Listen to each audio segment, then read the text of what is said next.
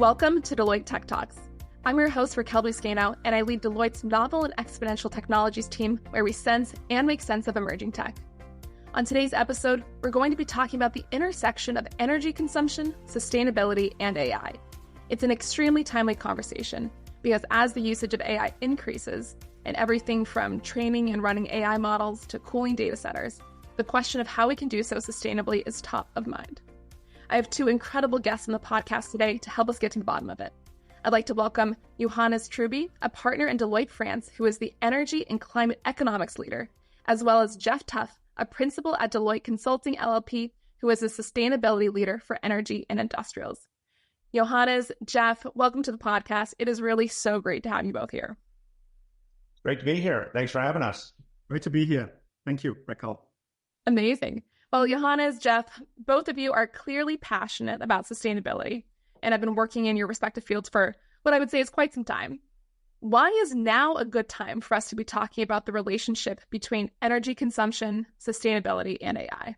And Geoff, we'll start with you.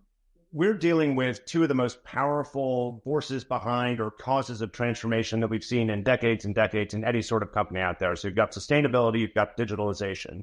We're discovering that those two topics are increasingly intertwined and creating an even more powerful force for companies and all sorts of organizations to consider transforming themselves. Digital tools like online conferencing, messaging apps, all of those have significantly reduced the need for physical travel, and it's kind of changed the way that many of us have worked, and that has led to lower carbon emissions.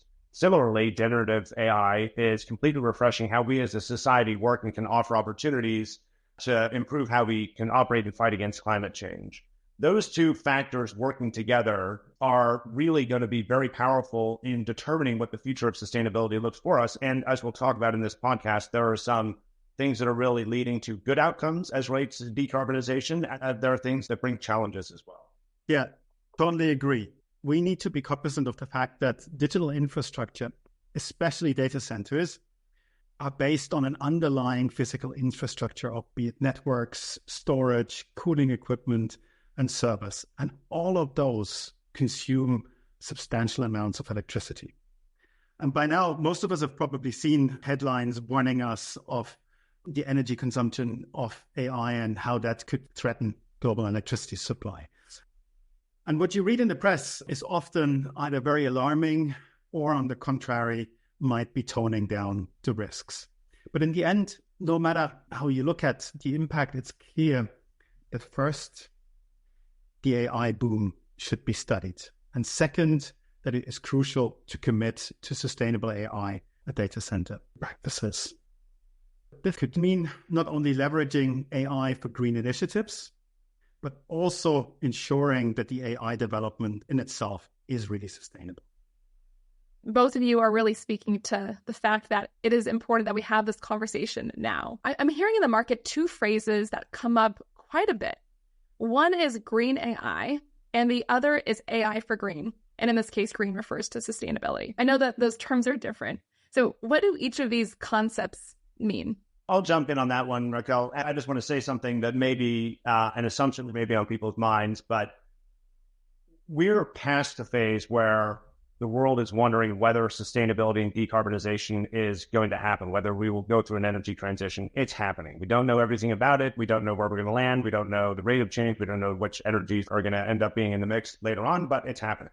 The same is true for Gen AI. We're not putting either one of those genies back in the box. And so what we now need to do is to challenge ourselves to think about how can we deal with both of these forces responsibly. And so let's start with green AI. That refers to developing and using AI technologies and all the underlying infrastructure that Johannes just talked about in an energy efficient manner. So we got to optimize our resource use, we got to reduce emissions, but we have to acknowledge that as AI grows, it is going to create more pressure on our power system. Dealing with green AI is mainly a technological operations procurement matter to making sure that we can access green electricity and commit as we develop AI to strike a balance between the performance of the models, because we can always increase the performance, or I'm assuming that we will continue to be able to improve performance exponentially. But as we do that, that will challenge our energy system. We need to balance the performance of those models with energy efficiency. So as a society, increasing computing power while remaining relatively flat in terms of energy consumption is historically something we've succeeded in. Whether or not we continue to do it remains to be seen. But with the massive increase in computing power, this is likely to be a critical challenge that we continue to face. So the other phrase that you mentioned, AI for green, is separate, sounds the same, but it involves applying AI, the technology, to help drive sustainability. And this can be everything from optimizing supply chains to reducing waste, helping deliver low carbon energy. There's a lot of human beings who have been thinking about these issues for some time. But as we use AI to solve some what have felt up until this point intractable challenges to actually get us through the energy transition, we're going to make a lot more progress. And so it's an interesting two sides of the coin that we're facing here, because AI can be a great force for good in sustainability, but it's also going to create some challenges. I appreciate the way you teed it up, whereas there are assumptions and givens we're operating in. The energy transition is happening. Generative AI is happening. So the question is, what are we going to do about it? And I also love the way you teed it up too, with how green AI is about how we make usage of AI more sustainable. And AI for green is about the wide range of different ways we can use AI to further sustainable goals. With that being said, I'd love to dive into green AI first. So Johannes, maybe I'll put this one to you, but what's top of mind for clients when it comes to thinking about how to adopt AI sustainably? I think in the very first place, it's important that companies understand their infrastructure and how it functions, how it uses energy. And for this, monitoring the energy consumption of a data center is really important. And for example, what they should do is they should ask themselves questions like, how much energy do I use? For which purposes? How much heat can I, for example, recycle?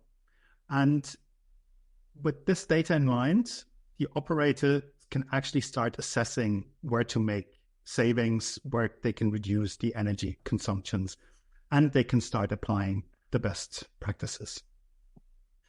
For this kind of monitoring, the most widely used metric is called power usage effectiveness, very often abbreviated as PUE.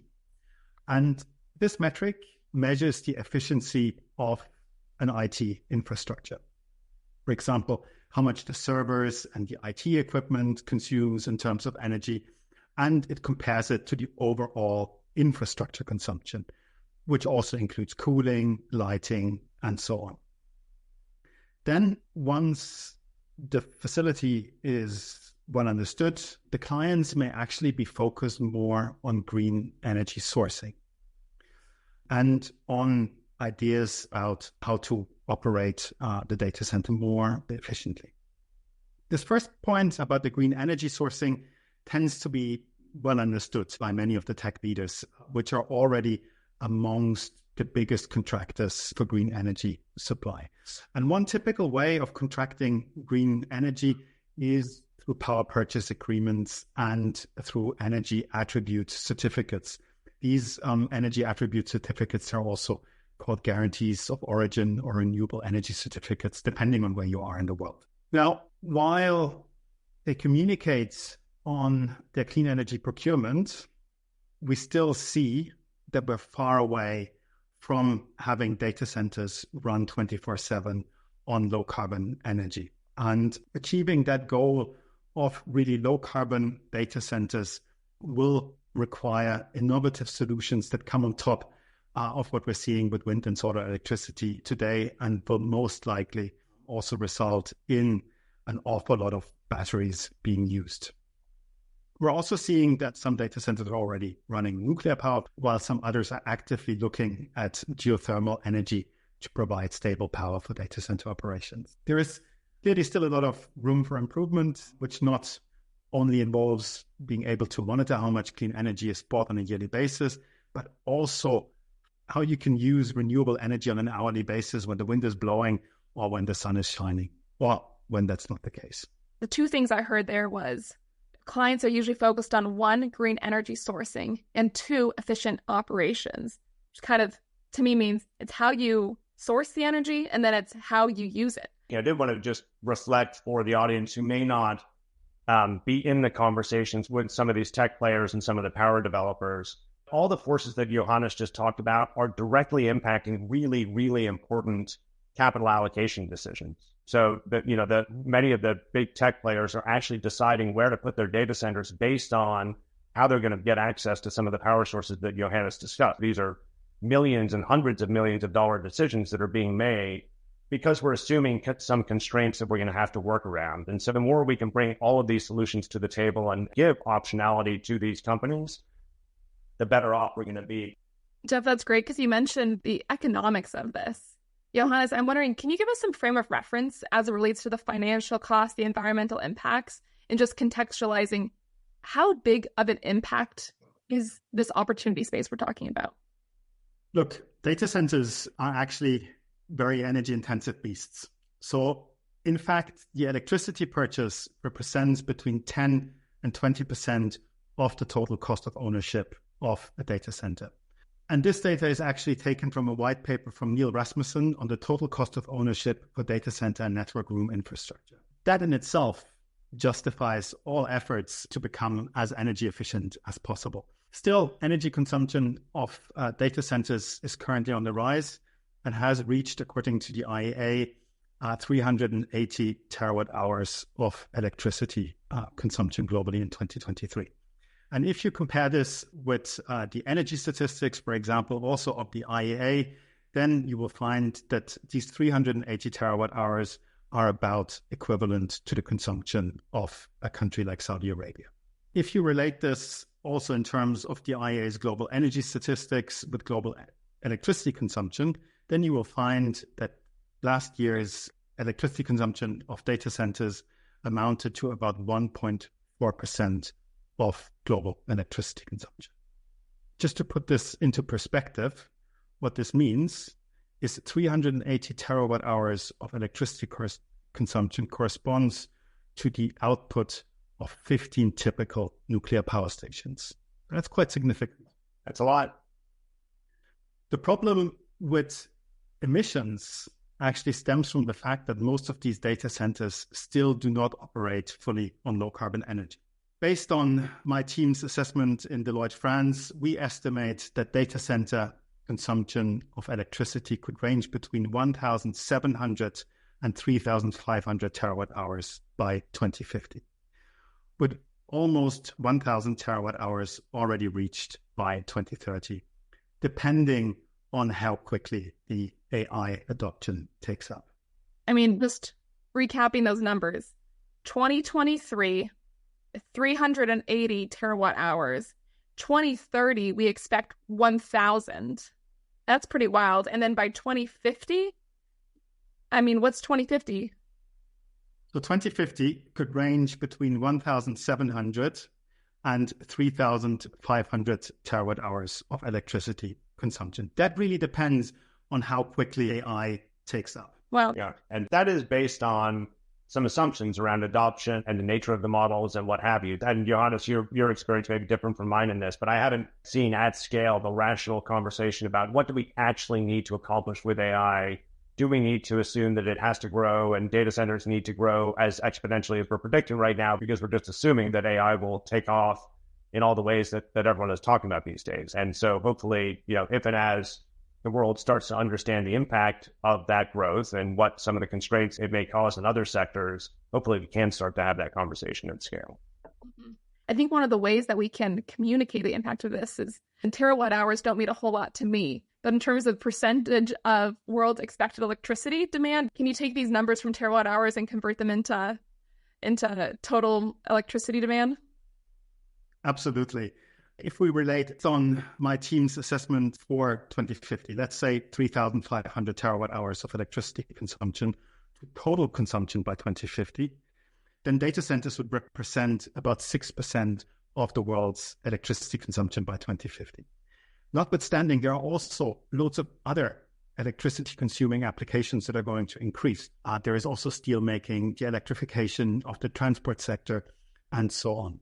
Given the huge potential of electricity demand growth of AI and data centers, we need to make sure that the electricity that these data centers consume is low carbon.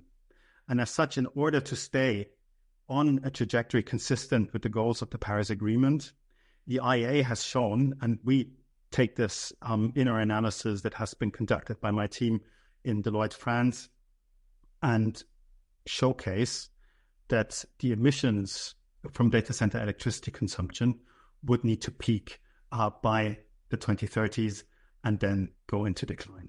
So often when we think about the problems, and just as we have right now, we've talked about them at that global scale. But I think most of the decisions around sustainability happen at that national or even local business level. So maybe we can switch gears and talk a little bit more about that. But Geoff, what are some of the challenges that happen at the local level that we should be thinking about? Yeah, well, so you're exactly right. I mean, let's think about how our power sector runs today. We do not have global utilities. We have, for the most part, highly diverse and distributed utilities. Sometimes, here in the U.S., we've got them covering sometimes very small regions, certain parts of certain states, and decisions around what to build happen at the local level. There are national considerations, especially for some countries that are faced with questions around energy security and what they're using their entire power sector for. And so let me start actually at the national level and then I'll go to the local level. But Ireland is a good example of a country that does need to think about it at the national level. Today, as I understand it, about 20% of the country's power consumption is going into data centers. And that's a number that could rise to upwards of 30% by 2026 in just a couple of years. So this is my understanding from an article from the DCD, or the Data Center Dynamics, on Irish data centers' consumption of electricity. That, as you might imagine, has caused important energy security concerns and considerations and conversations, which has prompted the Irish government to impose essentially a moratorium on data centers around Dublin until 2028. That's a big deal, but 30% of your power going into a single sector is also a big deal. So the heavy consumption of the data centers also contributes to things like emissions, and a country like Ireland that still relies largely on gas-fired power plants, that's going to be the case until they are able to decarbonize our power sector, which is exactly the point that Johannes made before. If we think then at the local level, I'll take an example of a region here in the U.S., Northern Virginia. So that's one of, if not the largest data center market in the U.S. Power consumption actually exceeds what was planned for just 5 years ago, sometimes by as much as 10 to 20%. So, and this data comes from the IEA. If we think about from a planning perspective and what the build timelines and, reality about the capital needed to build these things, if you're blowing through your targets every 3, 4, 5 years, then there's no way you can plan for that. And there's no way that you're ever going to be able to build to the capacity that you assume you're going to need. So from an investment perspective, in terms of the just grid capacity and power generation and how much we need to be building, that's really a very big deal. This has created tension in lots of other places. Lots of both regions and national power authorities are either essentially saying we need to stop building data centers or we need to at least pause for some period of time. But it happens at the business level as well. So if we think about what the increasing power consumption has looked like for some businesses, they hadn't anticipated how much they were going to need in terms of power and how much of that was going to have to come from non-decarbonized sources. And that's led them to blow through some of their climate plans and their commitments, all because they just have not done a great job of predicting. And so the last thing I'll say on this is just about some of the tech leaders. Some of them have actually seen their emissions jump primarily because of AI taking off. That's a huge, huge deal and nothing that they had anticipated back when they were setting their targets around net zero. Given the stakes here, what do the legislative frameworks to help address these challenges look like? Because in a market that is constantly changing, Geoff, to all the points that you just mentioned, it's hard to predict where this is heading. How do you even go about legislating or providing guidelines to help guide businesses, local governments, national governments in the right direction? Johannes, for you, would love to hear your thoughts. As much as technology is evolving very quickly, the policies are also evolving quickly. Perhaps not yet quickly enough, but we already see some important policies implemented in legislative frameworks. For example, we find policies about mandating increased transparency about data center consumption. That's well underway, for example, in the European Union with the energy efficiency directives. And we also find that in China with the 3-year action plan on new data centers. I also believe that this is likely to be followed soon in the US and elsewhere in Asia, where data center electricity consumption is really growing rapidly. And only when a certain level of transparency is reached, we can have an appropriate understanding of how we can tackle the issue of rising electricity consumption. Some countries are already mandating concrete efficiency figures for new and existing data centers. And while these measures are far from perfect, my team estimates that these measures alone could save more than 400 terawatt hours per year by 2050. Another important step is for policymakers and industry players to collaborate to help encourage increased sustainability in the development of AI. This could mean developing new projects in regions where it really makes sense and operating them in a manner that is consistent with the power system needs. What could that look like in practice, Johannes? So this could include, for example, dynamic electricity retail prices, higher flexibility in the operation of data centers, or other innovative measures. Let me just give you an example, a cool example.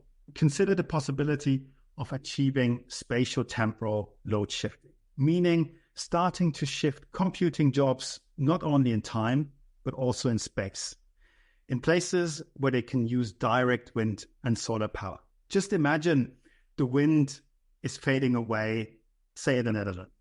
What you would do is to move your computing jobs from your data centers in Amsterdam to data centers, let's say in Barcelona, where the sun is baking at that very moment. Such proposed measures would not only be beneficial from a climate perspective, but could also contribute to lower the operators' grid electricity bills by more than 5% based on our modeling. Wow, that's awesome. The themes that I'm hearing with what you just said, the first is transparency. One of the quotes that I like says, you can't manage what you don't measure. So how do we make sure that we're measuring and sharing that across the bounds? Second thing I heard was agility. Your example with spatio-temporal load shifting, right? How do you stay agile? And the third is innovation. We need innovation in the sector. I know it's been a conversation throughout this podcast, but that's critical here too. As we think about wrapping up here, one of the things that we mentioned early on that we haven't touched on yet is AI for green. I would love to just do the quickest of hits with both of you. Geoff, I'll actually start with you. What's most exciting for you when it comes to AI for green? I mean, honestly, everything that it can accelerate anywhere where we know that we need to lower our carbon footprint or change the practices that the world uses today that contribute to higher than necessary emissions. So, I mean, AI can be applied to reducing forest fires because it can be used in vegetation management. That's a great application for it. It can improve agricultural practices. It can help make sure that we're wasting less in our food value chain. I mean, just about anything that we as people are struggling with today to try to get to our net zero goals, AI is going to be helpful for. It really is an interesting dilemma. It is a great force for good if we apply it in the right way, but if we apply it unchecked, and if we just assume that we need to exponentially grow computing power everywhere all at once, that it will end up creating more problems than it helps solve. And so I leave it to people much smarter like me, like Johannes, to come up with the practical solutions of what exactly do we do to shift where we're doing our computing or to match the right computing power to the right applications. We're on a path right now where I'm not seeing those conversations happening at scale, but they're happening in pockets, and they're certainly happening at the local levels like we talked about before. Hopefully in forums like this, we can get more people talking about it and more people understanding both the pros and the cons of unchecked AI growth. Well said. Johannes? Maybe I can just add a bit of an example to make this a little bit more tangible on how AI can contribute to making operations greener. You can, for example, imagine that you got a set of cameras that looks at a highway and uses visual recognition of cars and license plates to then learn and understand when a specific electric vehicle would charge. And that depends, for example, on where the car is coming from, where the car is going, what type of car it is, what the range of the car is. And if you do that continuously on a highway, on many highways, your electricity system will get a really good understanding which charge points will be used where you need to expand them, but also when you need to dispatch certain power stations in order to optimally serve the charging of those electric vehicles. So interesting, because there's so many things that were prohibitive before that now with AI, we can start to actually do and make progress on. So I love the way that you've teed that example up because it's really flipping the script on what is possible with this. Johannes, Geoff, and thank you both for such insightful discussion. I mean, we've covered a ton of ground on today's podcast, from the energy demands of AI to sustainable practices, regulatory frameworks. So thank you both so much. And to all our tech-savvy listeners, if you enjoyed this episode, please share and subscribe. And if you'd like to learn more about sustainable AI, you can follow myself, Johannes, and Geoff to stay up to date. Our socials are listed in the episode description. Thanks for tuning in, and I'll see you on our next episode. Until then, stay savvy.